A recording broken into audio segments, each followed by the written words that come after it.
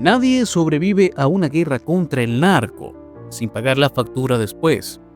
Y si lo hace, probablemente no por mucho tiempo. Pregúntale a Iván Morales Corrales. Bueno, quizás ya no pueden hacerlo. ¿Qué tan improbable es salir vivo de un helicóptero que arde en el aire mientras caen granadas rusas e iraníes? Exacto. Y aún así, Morales lo logró. Lo bajaron literalmente del cielo en 2015, cuando el Cartel de Jalisco decidió que el espacio aéreo también era suyo. Era parte de una operación secreta para capturar al Mencho, el capo de capos, y terminó convertido en una antorcha humana en la selva de Jalisco, y aún así, sobrevivió. Y no de cualquier forma. Pasó meses en coma inducido, con quemaduras en el 70% del cuerpo, cirugías por docena. Le aplaudieron, lo apremiaron, lo ovacionaron en auditorios con presidentes, lo llamaron héroe. Ya saben, hasta que deja de convenir. Porque, claro, en México eso no significa que ya te libraste, significa que te deben algo, que alguien, en algún punto, va a recordarte que sigues vivo y que no deberías. Porque lo de Temisco, perdón si lo pronuncio mal, no fue un asalto cualquiera. No fue un te tocó estar en el lugar y la hora equivocada. Fue un te teníamos pendiente, a plena luz del día, en una zona habitacional, con testigos, sin prisa, y sí, lo remataron. Porque en este país a los sobrevivientes se les cobra con intereses y las deudas con el narco rara vez prescriben. Y si eso pasa con los vivos, ¿qué se hace con la historia que queda? El 1 de mayo del 2015, antes del amanecer, una misión ultrasecreta con un objetivo claro: atrapar al Mencho en su nido. ¿Qué podía salir mal? Bueno, todo. Iván Morales formaba parte de una unidad de élite de inteligencia federal, con 5 años de calle y más nervio que presupuesto. Aquella madrugada, mientras se preparaban para subir al helicóptero Cougar, recibió una noticia que parecía sacada de un mal guión de película. Su pareja estaba embarazada. No hubo tiempo para celebrar ni para asimilar. Lo siguiente fue fuego cruzado. Sobrevolaban Villa Purificación en Jalisco cuando la guerra les cayó del cielo, o más bien del suelo. Un RPG-7, ametralladoras M2HB, fusiles Barrett calibre .50 y granadas iraníes. Porque obviamente, si vas a derribar un helicóptero, hazlo con estilo internacional. Morales lo vio todo. Los impactos, las llamas. Uno a uno, sus compañeros fueron cayendo. 8 militares y su compañera Alejandra murieron ahí. Él, por alguna razón que aún nadie entiende, cayó sin heridas visibles, pero en el centro del infierno. Y entonces, ese fue su verdadero inicio. Uniforme en llamas, chaleco salvándole el pecho, rodando por la maleza gritando entre disparos para que lo encontraran. Y lo encontraron, mal herido, medio quemado pero vivo, porque hay historias que se niegan a terminar en el primer acto. Y así, fue rescatado, pero no por eso se salvó. Después de todo, escapar del Cartel de Jalisco, una vez puede ser suerte, escapar 2 veces, empieza a verse como un reto personal. En un país donde los héroes duran lo que la tendencia en redes, Iván Morales fue la excepción, aunque claro, a costa de cicatrices visibles y otras que ni los médicos militares pudieron diagnosticar. Cuando despertó del coma inducido, lo primero que dijo fue: voy a ser papá, no quiero irme derrotado. Nada de frases motivacionales para TikTok, solo un tipo quemado al 70% con una razón para seguir. En el hospital lo apodaban el héroe. Su rostro reconstruido, su cuerpo parchado por más de 15 cirugías y aún así, con uniforme de gala, se casó en terapia intermedia. Porque si la vida no lo mató, él decidió que merecía vivirla como fuera.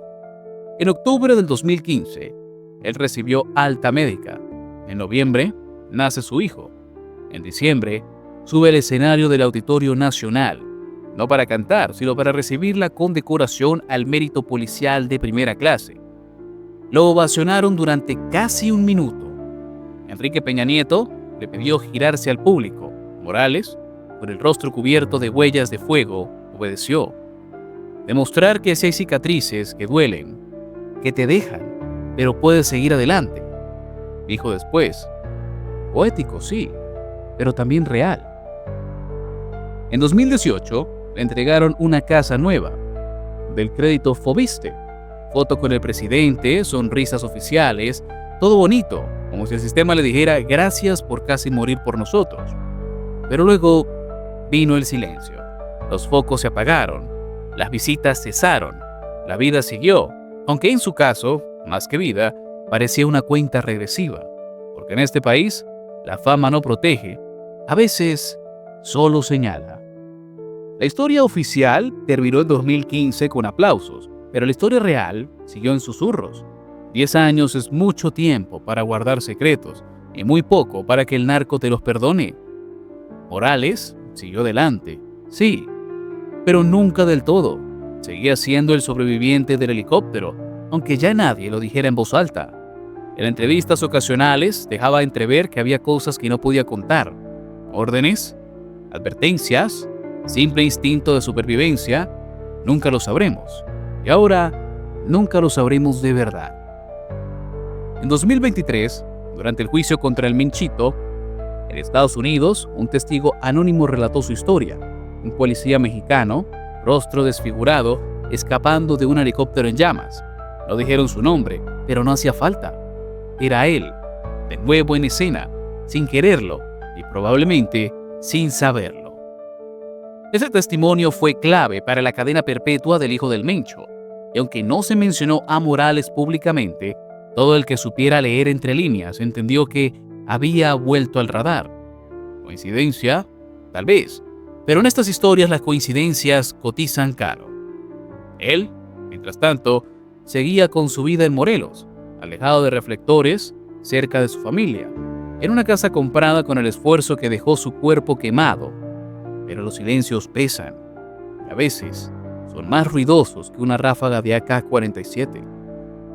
Y es que cuando alguien que sabe demasiado decide guardar silencio, no siempre es una decisión propia. La pregunta no era si lo iban a callar, ya la pregunta era ¿cuándo?